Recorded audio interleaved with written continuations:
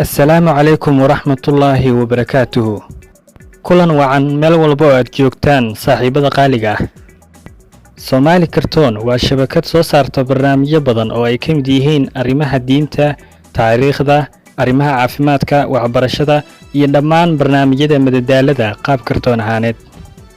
sidaa darteed haddii aad xiiseynaysid inaad la socotid sheekooyinkeena fadlan ku soo dhawow channelka oo subscribe dheh kadibna gambaleelka furo si ay ku soo gaaraan muuqaalada ugu dambeeya ee aan soo gelino.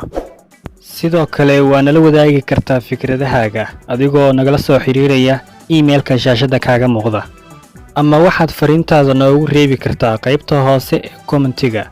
innagana waxaan u bedeli doonaa ficil shaqeynaya hadduu alla idmo. maca salaama.